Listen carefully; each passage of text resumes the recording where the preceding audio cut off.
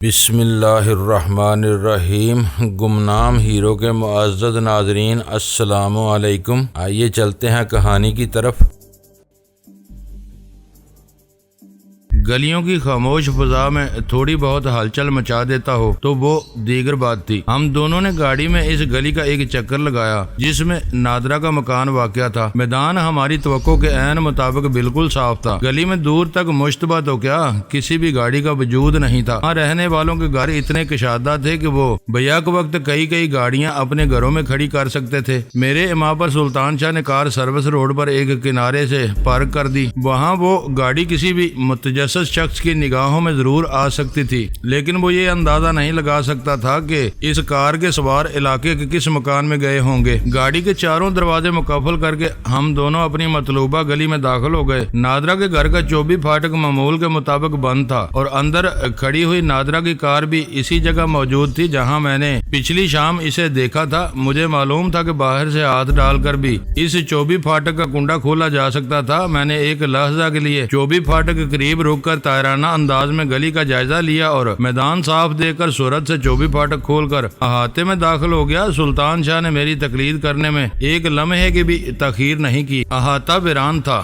عمارت کا داخلی دروازہ بظاہر بند تھا اور اسے بند ہی ہونا چاہیے تھا۔ ہلکا سا دباؤ ڈالنے پر دروازہ کھل گیا۔ ہم یکے بعد دیگرے پوری احتیاط سے اندر داخل ہوئے تو میری توقع کے عین مطابق نادرہ کے ڈرائنگ روم کی بیشتر قیمتی آرائشی اشیاء غائب تھیں۔ شاید جیف ملر کی تلاش میں وہاں پہنچنے والوں نے وزنی ساز و سامان کو چھیڑے بغیر چھوٹی موٹی مگر بیش قیمت چیزوں پر ہاتھ صاف کر دیا تھا۔ ہم نے پوری احتیاط سے گھر کا جائزہ لے ڈالا۔ وہاں کسی زیرو کی موجودگی کے کوئی آثار نہیں تھے۔ البتہ مجھے گھر میں بہت سی ایسی چیزوں کی کمی محسوس ہو رہی تھی جو گاڑی میں ڈال کر لے جائی جا سکتی تھی۔ ضروری نہیں کہ یہ جیف ملر کے کسی ہمدردوں کی حرکت ہو۔ لمبا عاشق بھی یہ کارنامہ دکھا سکتا تھا۔ سلطان شاہ نے گمشدہ چیزوں کے بارے میں میری رائے سننے کے بعد کہا، یہ لمبا عاشق کون ہے؟ میں نے اسے گھورتے ہوئے پوچھا۔ وہی نادرہ کا خانگی ملازم۔ اس نے سوچا ہوگا کہ مالکن جا رہی ہے، کھلے ہوئے گھر کا ساز و سامان دوسروں کے ہاتھ لگے گا تو کیوں نہ وہ اپنا حصہ ساتھ لیتا جائے۔ مالکن کو کیا معلوم ہو سکے گا؟ وہ میری ہی غلطی تھی۔ سلطان شاہ کے ذہن سے نادرہ کی ہمدردی کے اثرات مٹانے کے لیے میں نے گھر سے مقبول آباد آتے ہوئے اسے نادرہ اور بشیر کے مشتبہ مراسم کے بارے میں بھی بتا دیا تھا۔ اس وقت وہ مجھ سے سنی ہوئی بات مجھ ہی کو سنا رہا تھا۔ جو چیز جس کا مقدر ہوگی اسی کو پہنچے گی۔ وہ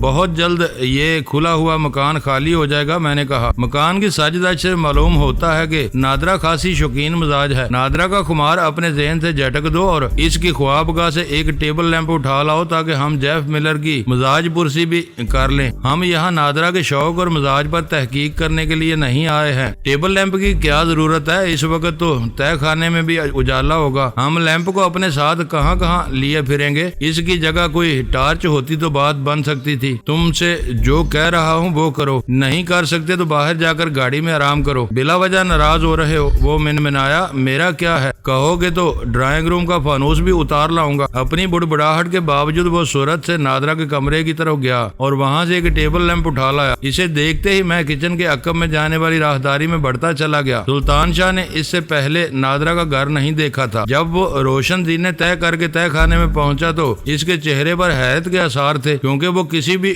صورت سے تہ خانہ نظر نہیں آتا تھا۔ اس زیر زمین خوابگاہ میں معذور ملر بے بسی کے عالم میں قالین پر پڑا ہوا تھا۔ جیف ملر میری ٹھوکریں کھانے کی وجہ سے خاصا زخمی ہوا تھا اور اس کا چہرہ بگڑ گیا تھا۔ اس کے منہ پر سختی سے پٹی بندھی ہوئی تھی اور طویل بے خوابی کے سبب آنکھیں متورم تھیں۔ وہ سب کچھ سن اور دیکھ سکتا تھا، لیکن منہ میں حلق تک کپڑا ٹھونسا ہوا ہونے کی وجہ سے کوئی آواز نکالنے سے قاصر تھا۔ مجھے دیکھ کر اگر اس کے تاثرات میں کوئی تبدیلی رونما ہوئی ہو تو وہ میرے مشاہدے میں نہیں آ سکی، کیونکہ اس کے چہرے کی کوئی لکیر اپنی اصلی حالت میں نہیں تھی۔ ٹوٹ پھوٹ ورم اور بندشوں نے سب کچھ بگاڑ کر رکھ دیا تھا۔ ہم دونوں ہی جیف کے ساتھ اس چوہے دان میں آ گئے ہیں۔ سلطان شاہ نے میرے کان کے نیچے سرگوشی کی۔ غنیمت ہے کہ ابھی تک اس کے ہمدرد تہ خانے تک نہیں پہنچ سکے، لیکن اس وقت کوئی یہاں آ نکلا تو سیدھا تہ خانے کی طرف آئے گا اور ہمیں دیکھ کر گولی مار دے گا۔ تم اوپر جا کر نگرانی کرو، میں نے اس کی بات کاٹ کر کر کہا۔ میں نے بروقت ایک اہم ترین نقطے کی نشاندہی کی تھی جو کسی وجہ سے میرے ذہن میں نہیں آ سکا تھا۔ ہمیں مارنے کے بعد قاتل کے ساتھیوں کے لیے لنگڑے جیف کو کندھے پر لاد کر باہر لے جانا نہایت آسان کام ہو جاتا۔ لیمپ بھی ساتھ لیتا جاؤں؟ سلطان شاہ نے معصومیت سے پوچھا۔ اسے یہیں رکھ دو، میں نے گراہٹ کے ساتھ کہا، یہ جیف کے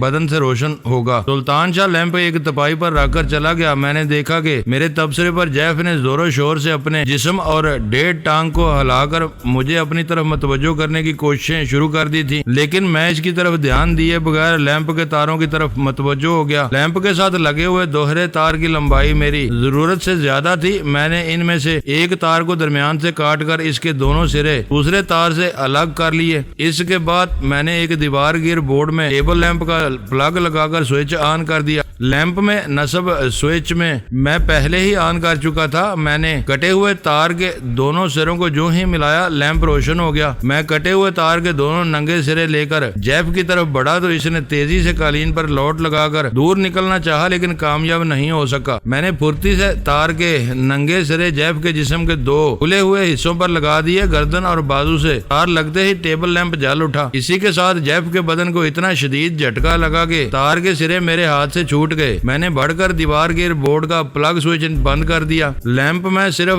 40 واٹ کا بلب ہے۔ میں نے پہلی بار جیف کو مخاطب کر کے سرد لہجے میں کہا، میں نے ابھی نمونے کے طور پر تمہیں 40 واٹ کا معمولی سا برقی جھٹکا دیا ہے، لیکن تم نے میرے سوالات کے بے اتقان اور سیدھے جوابات نہیں دیے، تو یہ جھٹکے 200 اور 500 واٹ کے بھی ہو سکتے ہیں۔ یہ تمہاری قوت برداشت پر منحصر ہے کہ تم کتنی طاقت کے برقی جھٹکوں سے راہ راست پر آتے ہو۔ اب میں تمہارا دانہ آزاد کروں گا۔ تم نے ذرا بھی گڑبڑ کی تو دوبارہ اسی حال میں پہنچا دیے جاؤ گے۔ ہو سکتا ہے کہ میں تمہاری داہنی پنڈلی کی طرح بائیں ٹانگ اور دونوں بازوؤں کو بھی تمہارے دڑ سے الگ کر دوں۔ اس کا حرکت کرتا ہوا جسم ساکت ہو گیا اور اس کی گردن اسبات کی صورت میں دھیمے دھیمے ہلنے لگی۔ میں نے بڑھ کر اس کے منہ پر بندھی ہوئی پٹی کھولی، پھر بے رحمی کے ساتھ اس کے دانے سے کپڑا باہر کھینچنا شروع کر دیا۔ کپڑے کی تیز رگڑ سے اس کے نچلے ہونٹ سے خون جاری ہو گیا۔ کپڑا نکلتے ہی اس نے منہ کھول کر اور آنکھیں بند کر کے 2 گہرے گہرے سانس لیے، پھر کچھ کہنے کی کوشش کی مگر بولنے میں کامیاب نہیں ہو سکا۔ شاید اس کا دانہ بالکل خشک ہو چکا تھا اور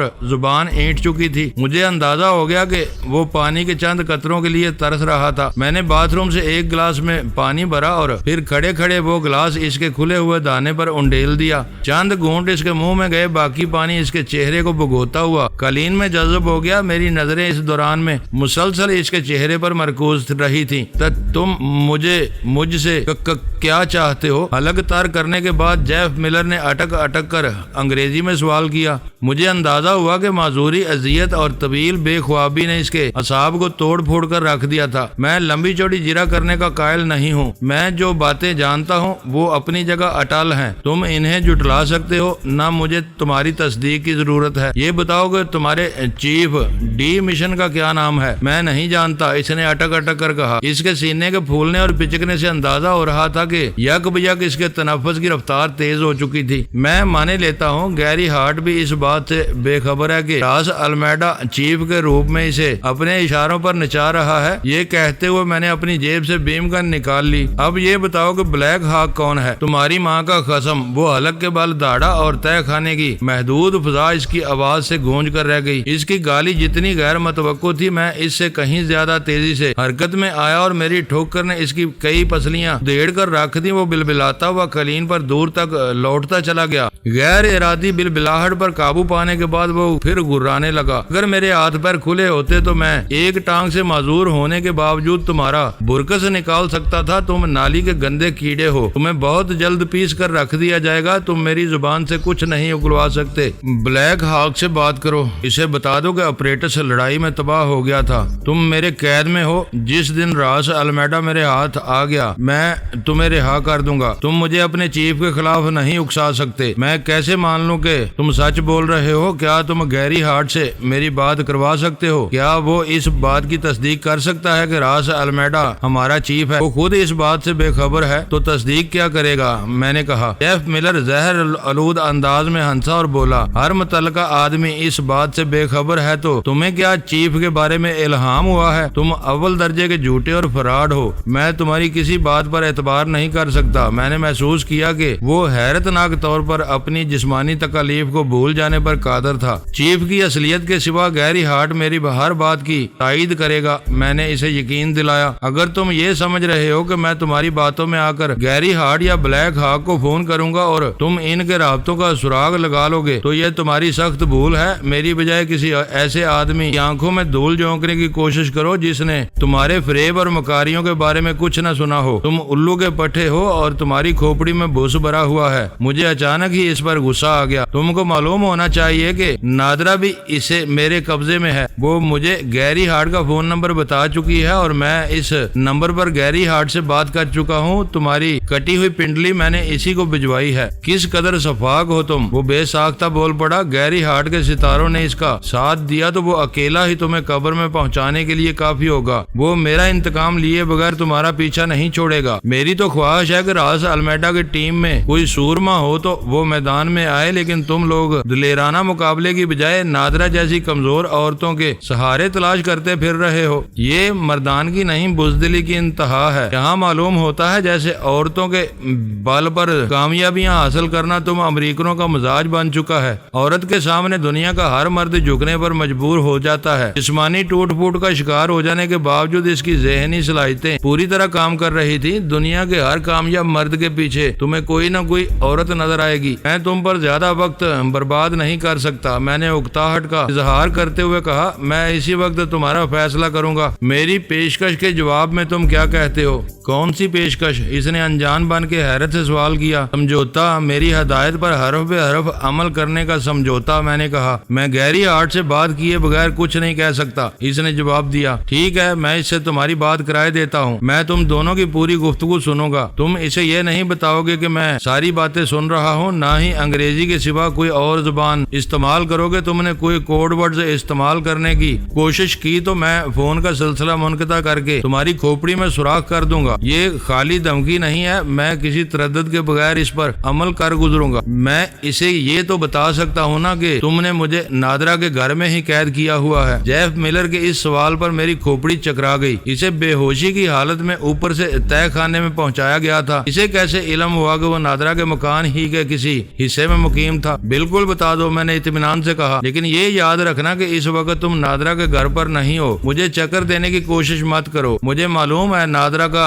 گھر ریلوے لائن کے قریب واقع ہے۔ ہو سکتا ہے کہ یہ کمرہ ساؤنڈ پروف ہو، لیکن میں ساری رات فرش پر ٹرینوں کے گزرنے کی گڑگڑاہٹ سنتا رہا ہوں۔ کئی مرتبہ انجن کی سیٹی کی مدھم سی آوازیں بھی سنی ہیں۔ تمہارے یہاں آنے کے بعد بھی میں کم از کم 2 ٹرینوں کے گزرنے کی وزنی دھمک محسوس کر چکا ہوں۔ اس کی بات بالکل سیدھی اور قابل فہم تھی۔ یہ میری غلطی تھی کہ میں اس اہم نقطے کو فراموش کر بیٹھا تھا۔ میں نے بات نبھانے کے لیے پورے اعتماد سے کہا، یہ ایک اتفاق ہے کہ تمہارا یہ قید خانہ بھی ریلوے لائن کے پاس واقع ہے۔ تمہاری احمقانہ نشاندہی کے باوجود گیری ہارٹ یہاں نہیں پہنچ سکے گا۔ مجھے یہ فائدہ ضرور پہنچے گا کہ میں نادرا کے ویران مکان میں اسے گھیرنے کی کوشش کر سکوں گا۔ ہو سکتا ہے کہ چند گھنٹوں بعد وہ بھی تمہاری طرح میرا مہمان ہو کر یہیں پہنچ جائے۔ تم قانون کا احترام کرنے کے دعوے کر رہے ہو تو پھر گیری سے تمہیں کیا پرخاش ہے؟ اس وقت تم دونوں CIA کے افسر نہیں، راس المیڈا جیسے سازشی گنڈے کے دستے بازو ہو۔ تم لوگوں کو قید کر کے میں بے بسی کے احساس سے دوچار کرنے کا آرزو مند ہوں۔ ابھی تک وہ اپنی کمی گاہ میں چھپا بیٹھا ہے اور تم لوگوں سے کام لے رہا ہے۔ تم دونوں کے پکڑے جانے کے بعد وہ خود میدان میں اترنے پر مجبور ہو جائے گا اور مجھے اس کی گردن ناپنے کا موقع مل جائے گا۔ یہ تمہاری خام خیالی ہے۔ اگر ہمارا چیف راس المیڈا ہی ہے تو اسے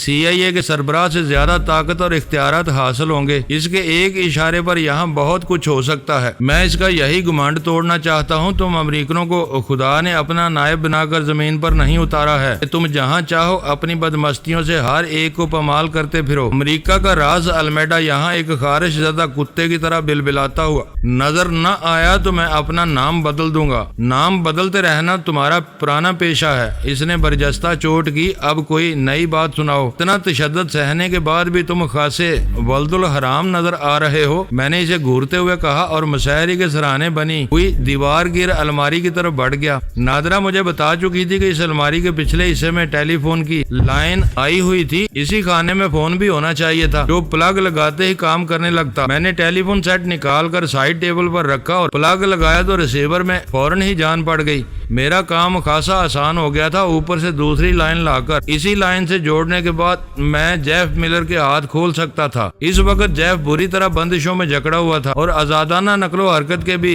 काबिल नहीं था। मैं इसे यूं ही छोड़कर वहां से जीनों वाली मुख्तसर सी राहदारी में निकल आया। मेरा अंदाजा था कि सुल्तान शाह जीनों के इख्तिताम पर निगरानी के फराइज अंजाम दे रहा होगा, लेकिन वहाँ मैदान साफ था। मैं किचन के करीब से गुजरकर ड्राइंग रूम की तरफ बढ़ा तो मुझे सुल्तान शाह की पुश्त नजर आई। वो दीवार की ओट में दुबक कर ड्राइंग रूम की एक खिड़की में से बाहर झांक रहा था। मैंने पंजों के बल आगे बढ़कर इसकी कमर पर हाथ रखा तो वो इस बुरी तरह उछला जैसे इस पर बिजली का नंगा तार आ गिरा हो। इसके दाहिने हाथ में भरा हुआ रिवॉल्वर मौजूद था। मेरे लिए वो सब ताज्जुब खेज था। मेरे इस्तफसार पर सुल्तान शाह ने बताया कि वो खटके की आवाज सुनकर ड्राइंग रूम में आया था। हम लोगों ने नादरा के घर में दाखिल होने के बाद अंदर से दरवाजा मुकफ्फल कर लिया था। सुल्तान शाह ने देखा कि कोई बाहर से दरवाजा खोलने की कोशिश कर रहा था। इसने आंख लगाई तो बाहर दौड़ते हुए कदमों की आवाज सुनाई दी। जितनी देर में सुल्तान शाह खिड़की तक पहुंचा वो नामालूम शख्स चौबी फाटक तक पहुंच चुका था और फिर सुल्तान शाह के देखते ही देखते वो फाटक खोलकर गायब हो गया। इस वाक़े के बाद सुल्तान शाह मुसलसल पूरे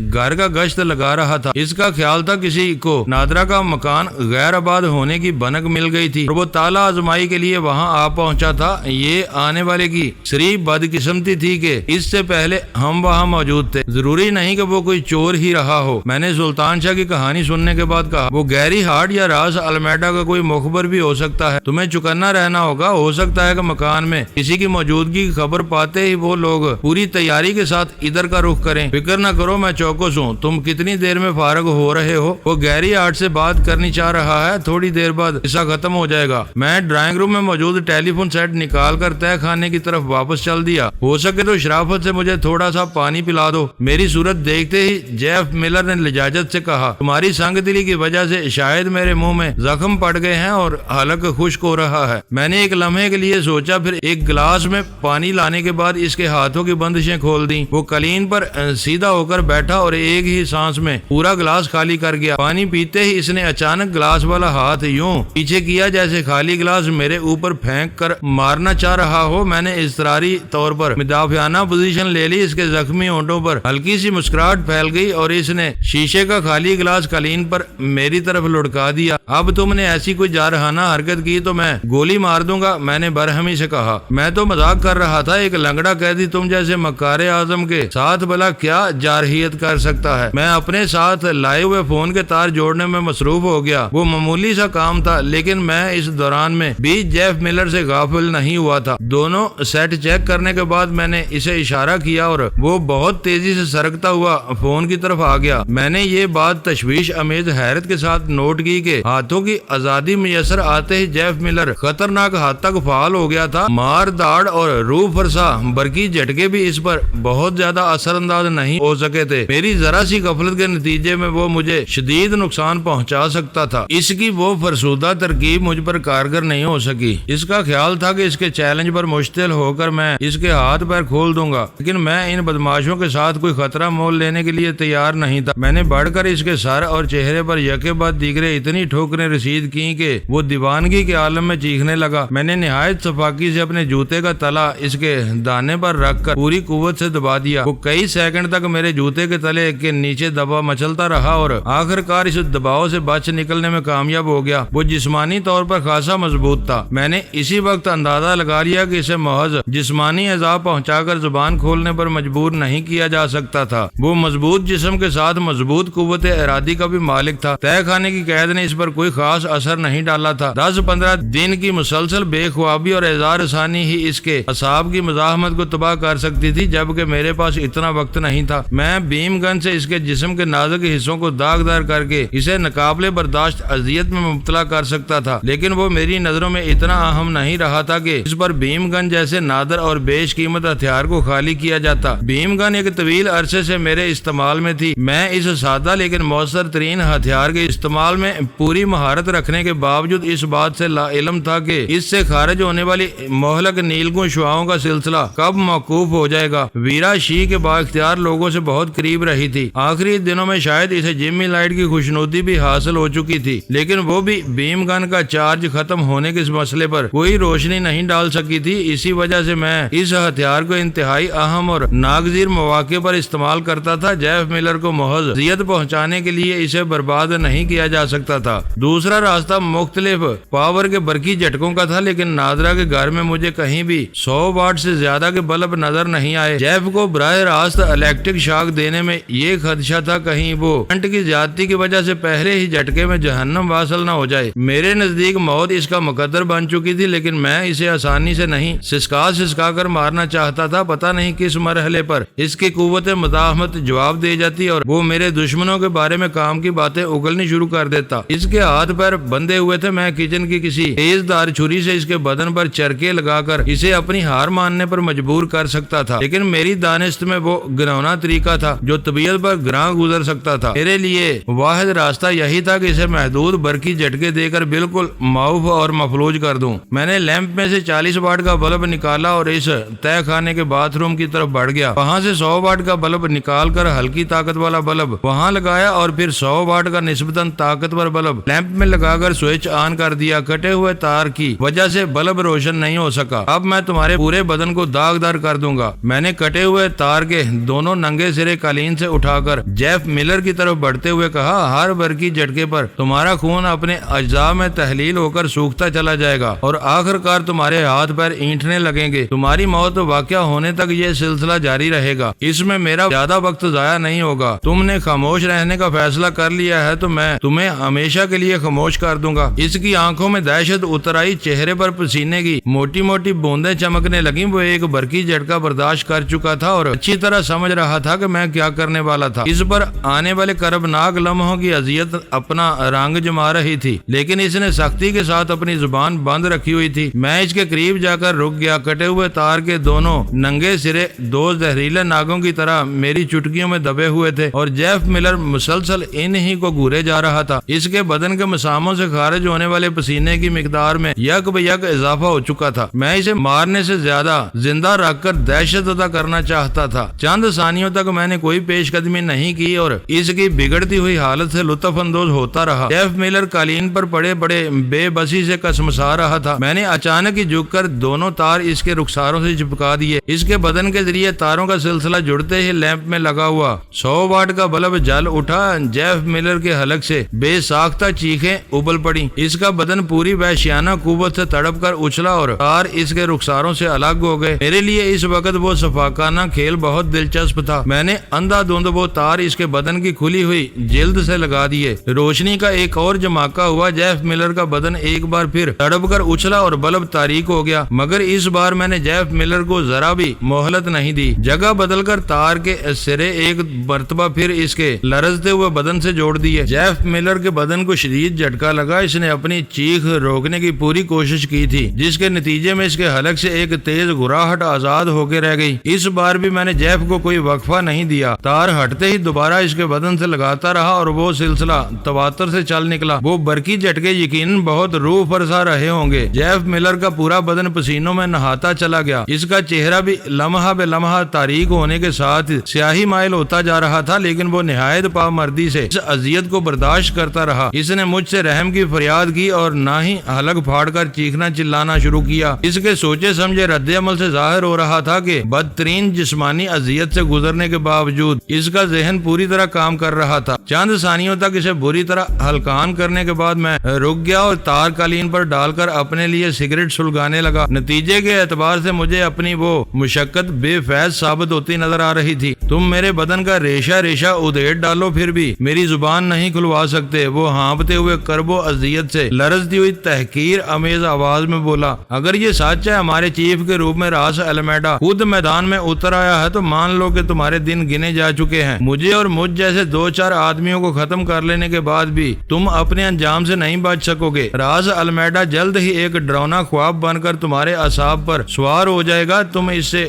چھپتے پھرو گے، لیکن لیکن تمہیں روئے زمین پر کہیں امان نہیں مل سکے گی۔ میں سگریٹ کے کاش لگاتے ہوئے پوری توجہ سے اس کا جائزہ لیتا رہا۔ اس امر میں کوئی شبہ نہیں کہ وہ بہت زیادہ ضدی اور سخت جان تھا، لیکن اس کے بشرے اور آواز سے تھکاوٹ کا اظہار ہونے لگا تھا۔ بجلی کا تار جلد سے لگنے اور ہٹنے کے نتیجے میں اس کی کھال جگہ جگہ سے پھٹ گئی تھی اور ننھے ننھے پھوڑوں جیسے ان زخموں سے خون رسنے لگا تھا۔ تم میری فکر میں اپنی عاقبت خراب مت کرو، میں نے شفقانہ لہجے میں کہا۔ یہ سمجھ لو کہ جب تک تم میری ہدایت پر عمل نہیں کرو گے، تشدد کا یہ سلسلہ جاری رہے گا۔ اپنی ضد پر اڑے رہنے کی صورت میں تم میرے لیے بے مصرف ہو اور تمہارا مر جانا ہی بہتر ہوگا۔ شاید تم مجھے یہ سمجھانا چاہ رہے ہو کہ تمہارے سامنے ہتھیار ڈال دینے کی صورت میں مجھے زندگی کی بھیک مل جائے گی اور میں تمہارے بے رحمانہ سلوک سے نجات حاصل کر لوں گا۔ وہ تلخ لہجے میں بولا، مگر کان کھول کر سن لو کہ میں تمہارے ان چکروں میں آنے والا نہیں ہوں۔ میری عمر ہی تم جیسے بھیڑیوں کی سرکوبی کرتے ہوئے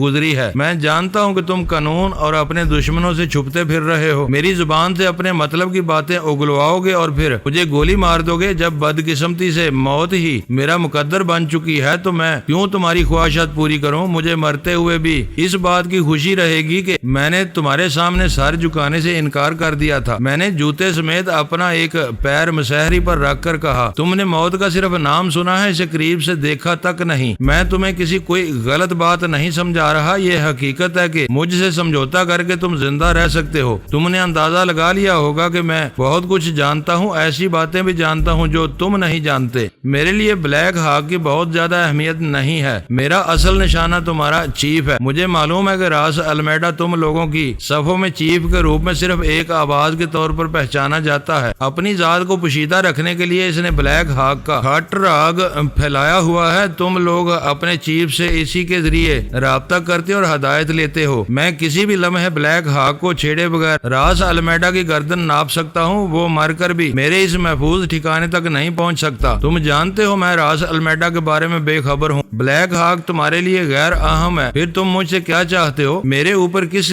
لیے تشدد کر رہے ہو؟ میرے ساتھ کس بات پر سمجھوتا کرنا چاہ رہے ہو؟ تمہاری ساری باتیں بالکل بے ربط ہیں۔ میں کوئی کم سن لڑکا ہوں اور نہ تم ہم جنس پرست نظر آتے ہو۔ پھر تم مجھے کیوں زندہ رکھنا چاہو گے؟ وہ بجا طور پر بری طرح الجھا ہوا تھا۔ سنو انسپیکٹر جیف ملر، میں نے تہ خانے میں ٹہلتے ہوئے کہا، میرا ریکارڈ رہا ہے کہ میں نے کبھی بھی دانستہ طور پر قانون کی قوتوں کو نہیں للکارا۔ میں قانون کا احترام کرتا ہوں، قانون کے محافظوں سے تصادم مول لینے کی بجائے راستہ کاٹ کر نکلنے کی کوشش کرتا ہوں۔ تم اپنی سرکاری حیثیت میں یہاں کام کر رہے ہوتے تو شاید میں تم سے کبھی نہ الجھتا، لیکن یہ تمہاری بدقسمتی ہے کہ تمہیں راس المیڈا جیسے خطرناک آدمی کی تحویل میں دیتے ہی CIA کی ملازمت اور مراعات سے محروم کیا جا چکا ہے۔ اب تم ایک بین الاقوامی بدماش کے کارندے کے سوا کچھ بھی نہیں ہو۔